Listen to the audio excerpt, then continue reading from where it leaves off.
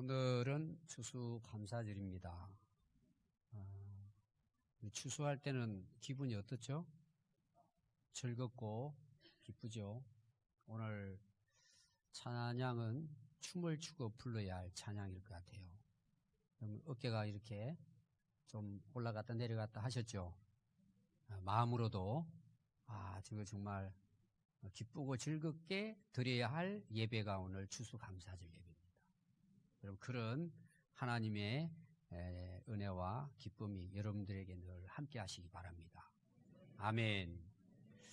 오늘 이제 읽은 말씀은 이제 구약 예언서에 해당되는 책입니다. 미가서라고 하는 것은 여러분들이 이제 미가서 그러면 좀 새로운 그런 성경 말씀인 것을 여러분들이 알 것입니다. 미가라고 하는 선지자는 사실은 굉장히 이제 훌륭한 선지자입니다. 이 미가 선지자는 구약의 예언서 첫 번째가 이제 이사야서거든요. 이사야와 같은 동시대에 예언한 선지자입니다. 굉장히 훌륭한 선지자예요. 이 BC 700년경, 지금부터 한 2700년 전에 1장부터 읽어보면 이스라엘이 남북이 나누어지거든요. 북쪽 이스라엘의 수도인 사마리아, 남쪽의 남유다의 수도인 예루살렘을 향한 경고의 예언입니다. 물론 이스라엘 전체에 대한 예언이라고도 볼 수가 있습니다. 근데 이 내용이 뭐냐 하면 하나님께서 이 사마리아, 예루살렘, 그러니까 한 나라를 대표하는 이 도시를 향해서 말씀하지만 실제로는 온 이스라엘을 향한 하나님의 심판에 대한 경고입니다. 이스라엘 백성들이 들었을 때는 뭐 그렇게 썩 기분 좋은 그런 이제 말씀들은 아니겠죠. 근데 그 당시 그 이스라엘의 그 사회 상황을 보면 우리가 이해가 돼요. 북쪽 이스라엘 수도는 사마리아라 그랬죠. 남쪽 유다의 수도는 예루살렘이라 그랬죠. 그런데 이 그 대표하는 수도, 그 성읍이 하나님의 말씀을 떠나서 우상을 숭배하고 죄악으로 가득해졌다는 거예요. 우상 숭배입니다.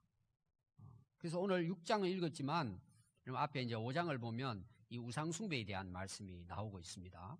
그런데 하나님의 백성들이 하나님을 섬기지 않고 우상을 숭배하게 되니까 어떤 결과가 초래하느냐는 거죠. 사회가 부패해져 버립니다. 세상이 부패해져 버려요. 특별히 권력을 가진 자들이에요. 오늘 말하면 정치인들이에요. 정치인들이 불의를 행하는 거예요. 또 뭘까요? 재판관들이 뇌물을 받고 불의의 재판을 하는 거예요. 그러니까 법이 무질서해져 버린 거예요. 그리고 가난한 사람들이 착취를 당하는 거예요. 가난한 사람들이. 가진 사람들이 가난한 사람들을 억압하고 착취하는 것입니다. 예를 들면은 권력을 갖고 힘이 있는 사람들이 국민들을 이용해 먹는다는 거죠. 더 큰 문제는 제사장들이에요.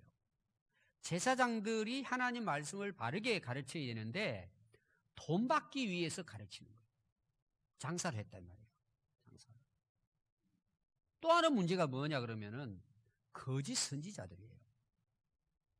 올바른 선지자들의 말은 듣지 않고 그냥 입에 당근만 전하는 거짓 선지자들이 백성들을 불러들여 가지고 돈을 가져오라는 거예요. 그러고는 점을 봐주는 거예요.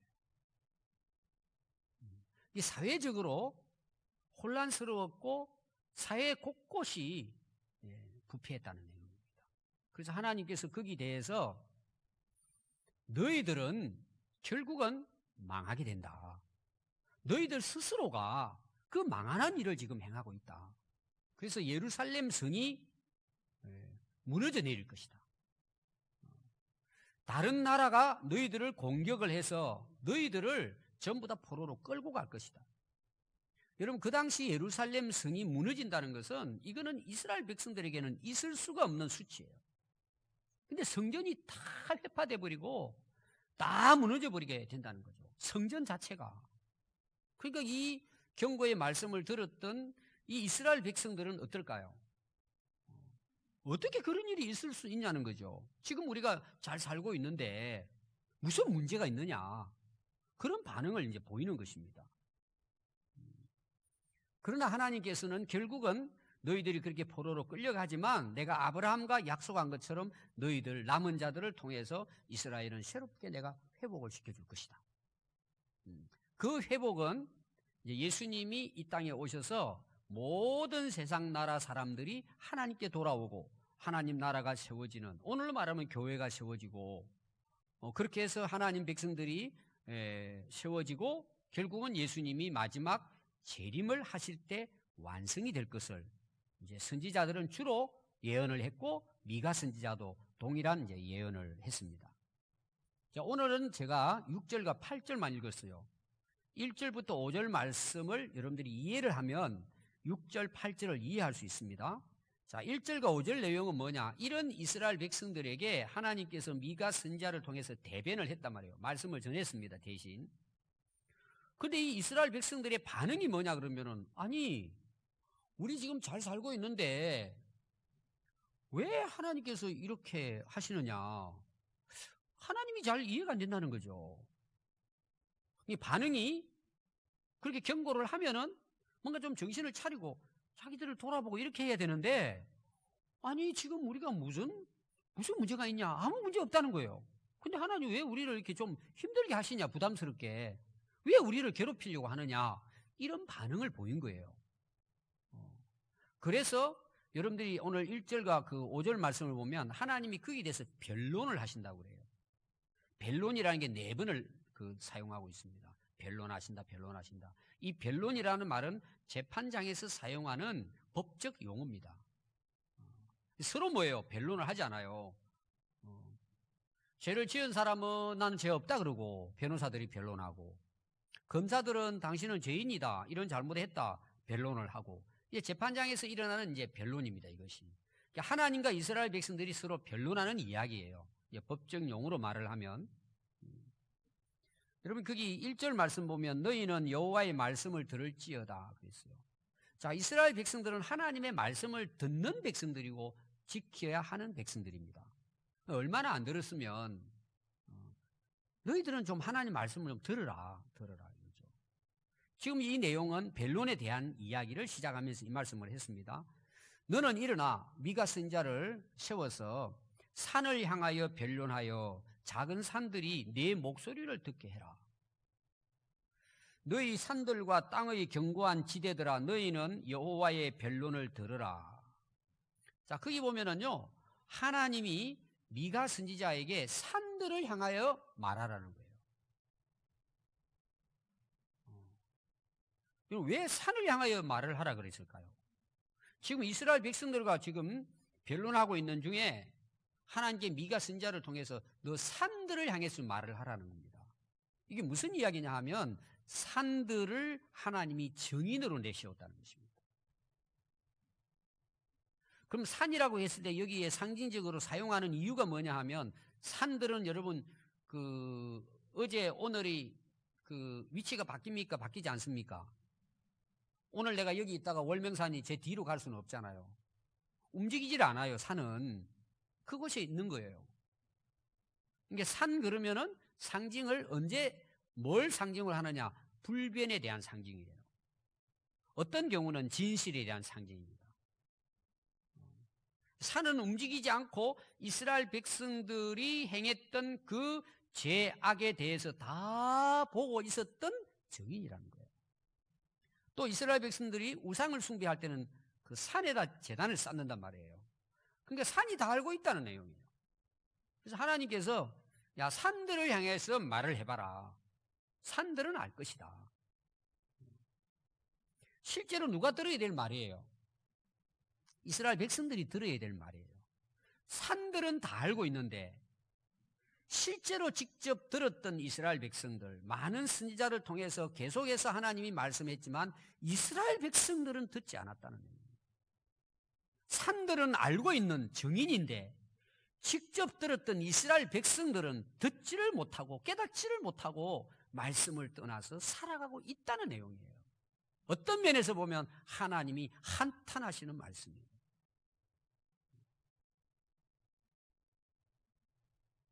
그래서 여호와께서 자기 백성들과 변론하시며 이스라엘과 변론하실 것이라. 자, 여러분 3절 말씀을 보시면 이러시기를 내 백성이 내가 무엇을 내게 행하였으며 무슨 일로 너를 괴롭혔느냐 하였느냐 너는 내게 증언하라. 자, 이 말씀은요 이런 내용입니다. 내가 이스라엘 백성들에게 행한 게 뭐냐는 거예요. 하나님께서 이스라엘 백성들에게 그동안 행한 일이 뭐냐는 거예요. 아니 내가 무슨 일로 이스라엘 백성들을 괴롭혔느냐. 내가 괴롭힌 일이 없다는 내용이에요. 근데 이스라엘 백성들은 하나님께서 왜 자꾸 우리를 힘들게 하십니까? 우리가 뭐 잘못한 게 없는데 왜 자꾸 우리를 괴롭게 하십니까? 이렇게 이제 대꾸를 했단 말이에요. 하나님께서 아니 내가 지금까지 너희들에게 행한 일에 대해서 내가 너희들을 괴롭힌 일이 없다는 내용이에요. 그러면서 하나님이 하신 일에 대해서 하나님이 몇 가지로 나열을 하십니다. 4절부터 5절의 내용이에요. 야, 나는 너희들을 애굽에서 인도해 줬다. 너희들을 애굽에서 430년 동안 종노릇 할 때 내가 몸값을 지불하고 속량해냈다는 거예요. 내가 너희들을 산했다는 거예요. 너희들 도저히 노예에서는, 종살이에서는 너희들이 벗어날 수가 없는데 내가 모세와 지도자들을 세워서 너희들을 그곳에서 인도해냈다. 내가 너희들이 지금 가나안 땅에서 이렇게 편안하게 살고 있는 것은 애굽의 종살이에 있었던 너희들을 내가 인도해서 이 자리에 있게 했다. 너희들 벌써 그걸 잊어버렸냐는 거예요. 그러면서 또 모압 왕 발락이 꾀를 써서 너희들을 괴롭혔을 때 어떻게 괴롭혔느냐 하면요, 거기 부올의 아들 발람이 나옵니다. 발람은 그 당시 모압의 선지자입니다.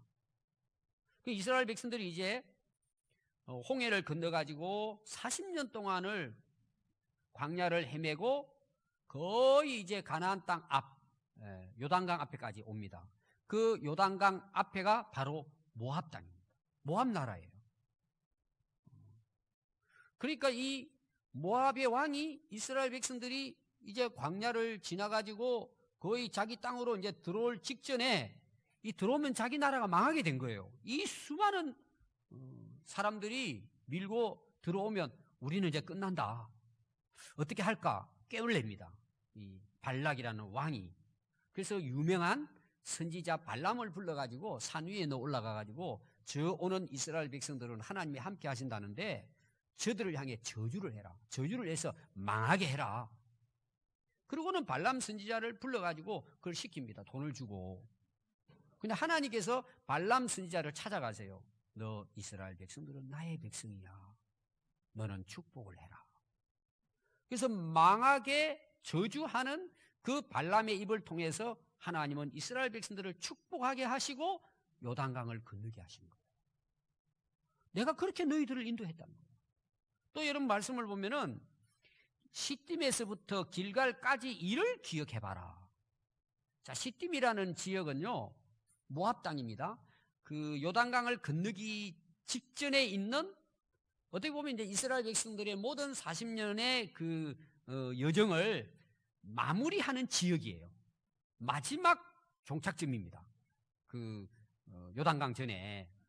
그러니까 그 마지막 그 시딤이라는 하는 곳에서 요단강을 건넙니다.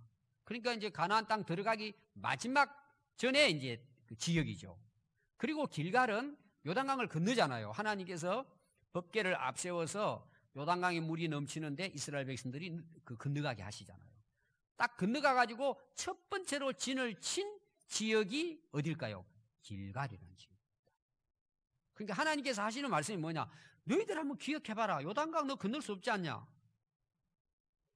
모세를 통해서 너희들 여기까지 인도하고 또 그 시딤에 출발해가지고 길갈까지 너희들이 무사히 건너오지 않았냐? 그럼 너희들이 이제 가나안 땅에 들어와서 지금 여기 지금 이제 지내게 되지 않았느냐? 그 누가 그렇게 한 일이냐? 내가 그렇게 했다는 얘기예요. 너 그렇게 해서 여기까지 지금 너희들이 살고 있지 않느냐? 그걸 너희들이 기억해 보라는 거예요. 그러면서 너희들이 그걸 기억하면 나 여호와가 공의롭게 행한 일들을 너희들이 알게 될 것이다. 하나님이 얼마나 올바르게 너희들을 인도했다는 사실을 너희들이 알게 될 것이라는 거죠. 여러분, 하나님의 은혜를 기억하면요, 하나님의 선하심을 찬양하게 됩니다. 오늘 우리가 여기까지 와 있지 않습니까? 여러분, 많은 아마 인생에 살아오면서 굴곡들이 있었을 거예요. 어떤 사람은 어제까지도 힘들고 어려운 일이 있었을 것입니다. 야, 어떻게 하냐 이제. 내가 이걸 건너갈 수 있을까? 내가 이 문제를 해결할 수 있을까? 여러분들이 살아오면서 수많은 위기들이 있었을 것입니다. 근데 오늘 저와 여러분들이 이 추수감사절을 맞이해서 하나님 앞에 나와서 지금 예배드리고 있습니다. 여러분, 하나님의 은혜를 기억하면 하나님은 정말 합력하여 선한 역사를 이루시는 공의로우신 분이시고 정의로우신 분이시고 올바른 분이시다. 그렇게 고백하게 될 거라는 거죠. 그걸 찬양하고 감사하게 될 거라는 것입니다. 여러분, 하나님의 은혜를 기억하는 사람의 삶이 뭔 줄 아세요? 감사합니다. 그 하나님의 은혜에 대해서 찬양합니다. 여러분, 그런 은혜가 있기를 바랍니다. 근데 이스라엘 백성들은요, 반대였단 말이에요. 자, 오늘 읽은 여러분 6장과 8절은 이 말씀을 하나님께서 이스라엘 백성들에게 이제 하셨잖아요. 그 이스라엘 백성들이요, 이 말씀이 마음에 와 닿은 거예요. 지금 1절부터 5절 말씀만이 아니고 앞에 내용도 다 포함해가지고 미가 선지자가 그들의 지금 우상 숭배와 그들의 악행에 대해서 경고를 하나님이 하셨잖아요. 너희들 이 예루살렘 다 무너진다. 너희들 빨리 회개하고 돌아와야 된다. 이제 이런 말씀을 했거든요, 계속해서. 그리고 이제 야, 너희들이 나를 갖다 너희들을 괴롭힌다고? 내가 잘못한 게 있다고? 너희들은 아무 문제가 없이 살아왔다고? 그렇게 말씀하시고는 하나님께서 이제 그들에 대해서 기다린단 말이에요. 변론을 하셨습니다. 그러니까 이스라엘 백성들이 마음에 이제 뭔가 이제 느낀 게 있었겠죠. 오늘 말하면 양심의 가책을 받은 거예요.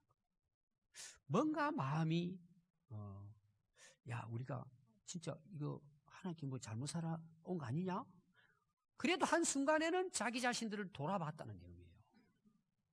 이해가 되시죠? 그리고 6절 말씀이 시작됩니다. 그럼 우리가 무엇을 가지고 여호와 앞에 나갈 수 있을까? 그 높으신 하나님을 어떻게 우리가 예배해야 될까? 내가 번제물로 1년 된 송아지를 가지고 하나님 앞에 나가야 될까? 여호와께서 천천의 순양이나 만만의 강물 같은 기름을 기뻐 받으실까? 내 허물을 위하여 내 마다들을 내 영혼의 죄로 말미암아 내 몸의 열매를 하나님께 드려볼까? 자, 드린 것입니까? 드려볼까입니까? 이렇게 한번 해볼까? 이 이스라엘 백성들의 지금 생각은요, 하나님께서 그렇게 말씀으로 경고를 하시니까 고민을 한 거예요. 야, 그럼 우리가 어떻게 하나님께 돌아가야 되냐? 어떻게 우리가 하나님께 그러면은 진정한 마음으로 예배를 드려야 되냐? 경배를 해야 되냐? 야, 그럼 우리가 송아지 한 마리 잡고 많은 순양을 잡고 그리고 올리브유를 갖다가 막 강물이 흐르듯이 많이 준비해가지고 하나님께 막 갖다 바치면 하나님 기뻐 받으실까? 아니면은 우리 죄를 용서받기 위해서는 우리 큰아들 한번 바쳐볼까? 자기들끼리 이걸 의논했다는 거예요. 이런 이야기를 했다는 내용입니다. 여러분, 그렇게 해서 하나님이 그들의 죄를 해결해 주실까요? 용서해 주실까요? 그들이 그렇게 해서 하나님께 온전히 회개하고 돌아올 수 있을까요? 그래서 하나님께서 거기에 대한 해답을 하신 게 오늘 8절 말씀이에요. 사람아, 주께서 선한 것이 무엇임을 내게 이미 보여주셨다는 거예요. 하나님께서 올바른 게 뭔지를 보여주셨고, 여호와께서 내게 구하시는 것은, 정말 하나님이 기뻐하시는 것은 오직 정의를 행하며 인자를 사랑하며 겸손하게 네 하나님과 함께 행하는 것이 아니냐. 이게 하나님의 답변이에요. 제가 이걸 나눠가지고 좀 더 구체적으로 말씀을 드리겠습니다. 여러분, 하나님은 선하신 분이십니다. 이 세상을 선하게 만드셨습니다. 원래 우리 인간을 선하게 창조하셨습니다. 그리고 이스라엘 백성들을 하나님께서 택하신 것도 하나님의 선한 역사입니다. 아까 나왔잖아요. 노예 생활에서 속량해가지고 자유의 몸 하나님 백성으로 삼아주셨잖아요. 하나님이 저와 여러분들을 예수님을 통해서 구원해 주셨잖아요. 여러분, 이것만큼 선한 일이 있겠어요? 우리는 모두 뭐예요? 구제불능 존재들입니다. 다 죄인들입니다. 하나님 보셨을 땐 희망이 없어요.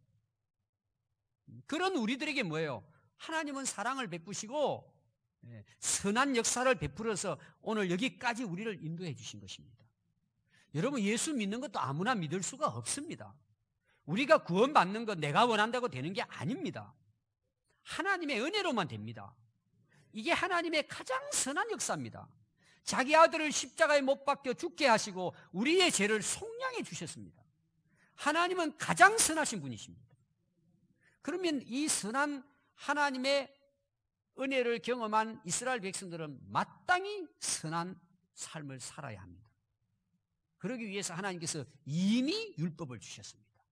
율법은 그들에게 부담을 주고 무겁게 짐을 지은 게 아니고 그들이 선하게 하나님 앞에 바르게 살아가도록 주신 것이 율법입니다. 그 율법을 우리가 구체적으로 요약을 하면 10가지입니다. 그게 십계명입니다. 여러분, 십계명 잘 아실 것입니다. 제가 간략하게 소개를 하겠습니다. 첫 번째가 뭐냐? 나 외에 다른 신을 내게 두지 말라. 두 번째는 너를 위하여 새긴 우상을 만들어 섬기지 말라. 세 번째, 너는 내 하나님 여호와의 이름을 망령되게 부르지 말라. 여러분, 많은 사람들이요, 하나님을 잘 모르는 사람들은 하나님 이름을 함부로 부릅니다. 어떤 사람은 하나님의 이름을 이용해 먹습니다. 하나님의 이름을 그냥 농담처럼 이야기합니다. 여러분, 삼가해야 합니다. 하나님의 이름을 망령되게 일컫지 말아야 합니다. 여러분, 역사적으로도 마찬가지입니다. 시대가 하나님의 이름을 망령되게 불렸던 시대는 다 망했습니다.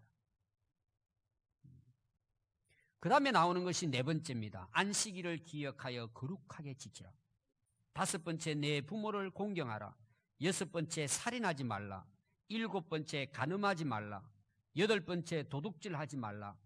아홉 번째, 내 이웃에 대하여 거짓 증거하지 말라. 열 번째, 내 이웃의 집에 있는 것을 탐내지 말아라.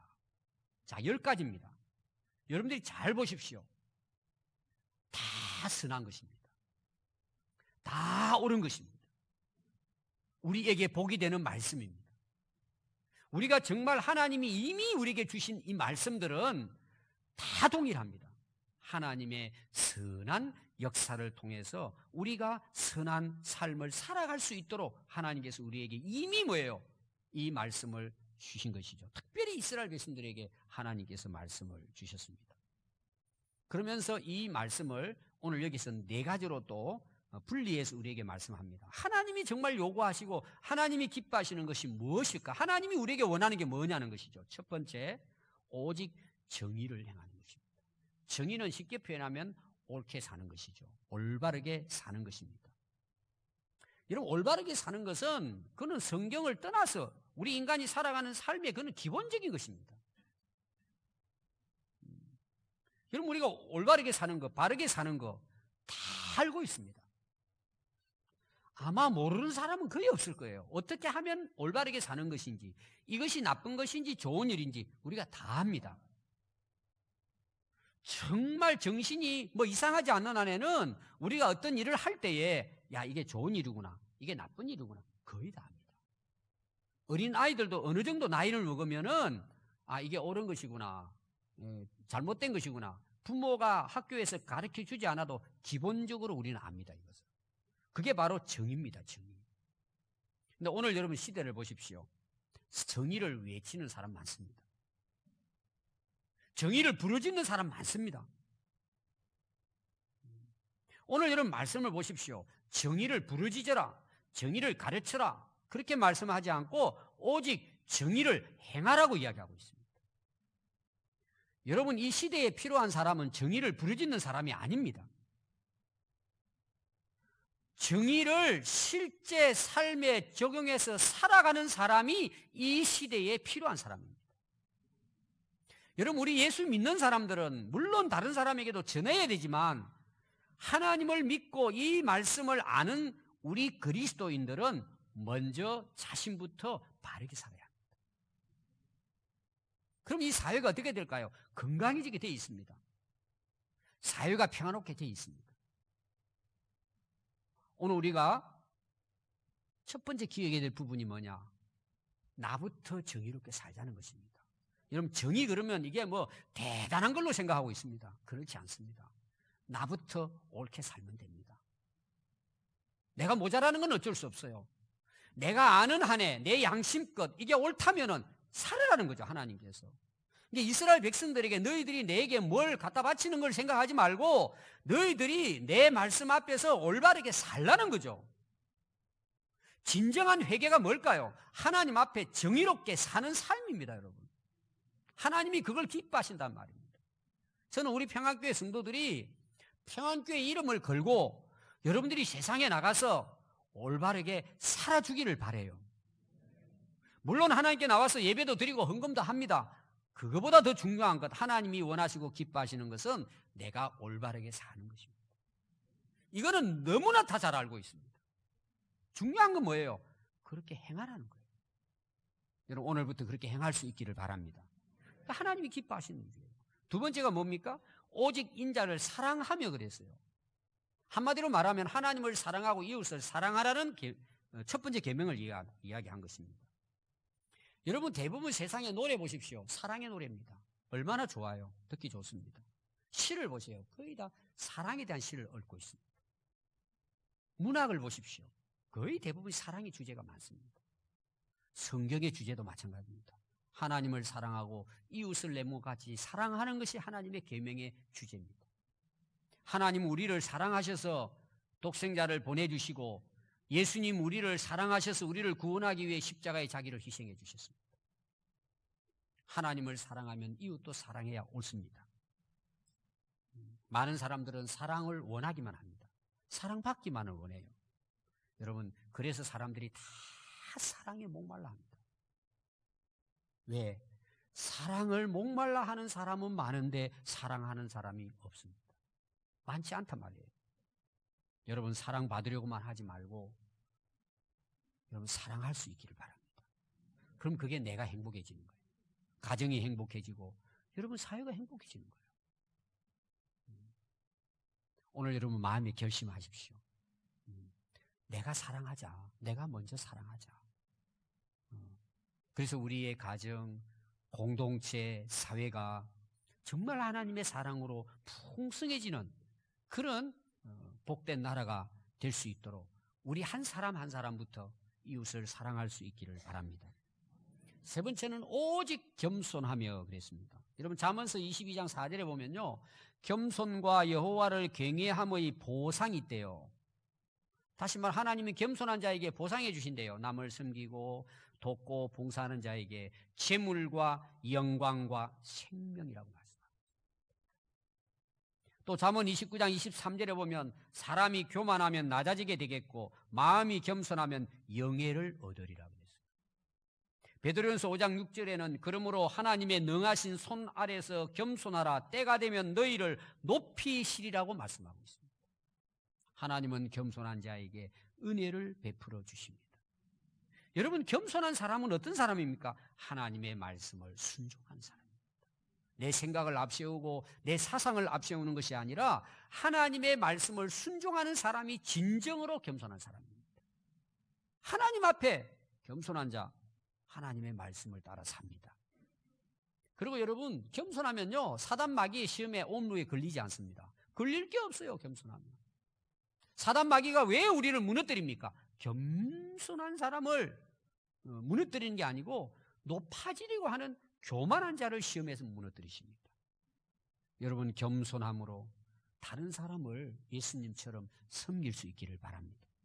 마지막 네 번째가 오직 내 하나님과 함께 행하는 것이라고 그랬어요. 여러분, 신앙생활은 뭘까요? 하나님과 함께 사는 거예요. 하나님과 동행하는 것이 신앙생활입니다. 여러분들이 하나님과 함께 산다고 하면서 자꾸 사람들 찾아다니는 사람들이 있어요. 사람들로부터 뭔가 좀 마음의 평안을 얻고 위로를 받고 뭔가 기쁨을 누리려고 그래요. 여러분, 먼저 하나님과 함께하는 성도들이 되시기를 바랍니다. 그럼 여러분, 다른 사람도 세울 수 있어요. 넘어지지 않아요. 그래서 하나님과 함께하면은요, 그 사람이 올바르게 삽니다. 정의롭게 삽니다. 하나님과 함께 행하는 사람이 어떻게 살까요? 사랑하게 됩니다. 하나님과 동행하는 사람이 어떻게 살까요? 겸손하게 살고 남을 섬기고 다른 사람을 위해서 자기를 희생합니다. 그래서 어떤 일이 일어날까요? 그 사람을 통해서 하나님은 선한 역사를 이루어 가십니다. 여러분, 요셉을 잘 아실 겁니다. 형들로부터 쫓김을 받아요. 나중에 구덩이에 빠집니다. 나중에는 애굽의 종으로 팔립니다. 나중에는 억울함을 당하고 감옥에까지 들어갑니다. 그런데 여러분, 요셉의 생애를 보세요. 한 번도 원망한 적이 없어요. 뭐 형들의 복수심을 가진다든지 원수를 갚아야 되겠다, 불평불만하지 않아요. 자기 주어진 그 일이 노예의 자리든 감옥에 들어간 죄수이든 거기 들어가서 그는 자기 일을 충실히 합니다. 그리고 나중에 하나님께서 말씀하시는데요, 그의 모든 일이 형통했다는 거예요. 왜 그랬을까요? 하나님이 요셉과 함께 하셨더라. 이 보디발이요, 하나님이 요셉과 함께 하는 걸 봤다는 거예요. 요셉이 하는 것마다 은혜가 있고 하는 것마다 형통했다는 거예요. 여러분, 진짜 하나님과 동행하는 사람, 하나님과 함께하는 사람은 바르게 살게 되어 있습니다. 사랑하고 섬기고 순종하고 살아가게 됩니다. 그래서 여러분, 요셉을 통해서 하나님은 수많은 사람의 생명을 살려내는 하나님의 선한 도구로 쓰임받게 되었던 것입니다. 여러분, 신앙생활을 어떻게 하면 잘할 수 있습니까? 여러분, 1장 2절, 오늘 6장 1절에 보면 하나님이 하시는 말씀이에요. 내 말을 들으라는 거. 다 들으라, 자세히 들을지어다, 이렇게 말합니다. 여러분, 하나님 말씀에 귀를 기울이시기 바랍니다. 하나님이 원하시는 것이 뭔가 성경에 기록되어 있습니다. 그래서 신앙생활은요, 하나님 말씀을 듣는 것에서부터 출발해야 합니다. 하나님 말씀 듣지 않고 여러분들 알아서 한번 살아보십시오. 원위치예요. 원상회복이에요. 결국은 다 무너져요. 하나님의 말씀만이 진리이기 때문에 하나님 말씀을 듣고 살아가면 여러분, 꼬인 인생도 풀립니다.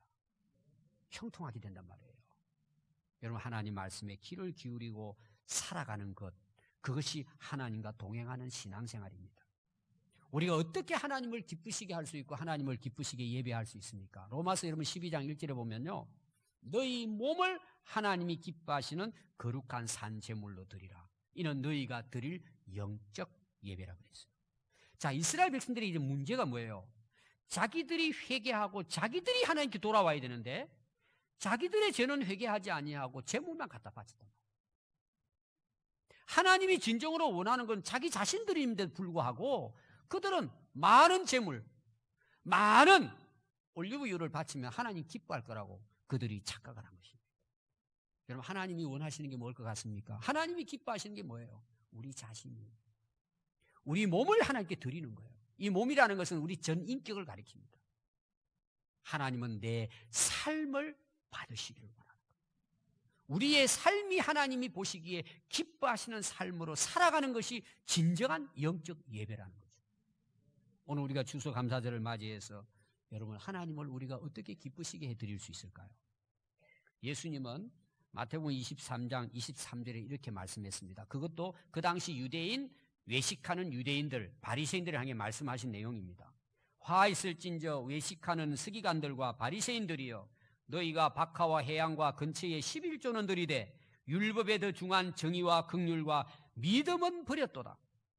그러나 이것도 행하고 저것도 버리지 말아야 할지니라. 자, 우리가 예배를 드려요. 찬양해요. 하나님 앞에 또 헌금도 해요. 내 자신을 주님께 드리는 것이 없이 내가 진정으로 죄에게서의 회개의 삶은 없으면서 하나님께 드리기만 해요. 헛되다는 내용이에요. 내 자신을 주께 드리고 내 마음을 주께 드리고 내가 하나님께 온전히 돌아왔을 때 드려지는 예배, 또 찬양, 기도, 희생, 봉사, 제물도 하나님이 기뻐 받으신다는 것입니다. 오늘 사랑하는 우리 평안교회 성도 여러분, 여러분 자신을 주님이 기뻐하시는 산 제물로 여러분들의 삶을 드리시면 하나님이 기뻐 받으실 뿐만 아니라 우리가 복된 인생을 살게 됩니다. 여러분, 그런 은혜가 있기를 바랍니다. 기도하겠습니다.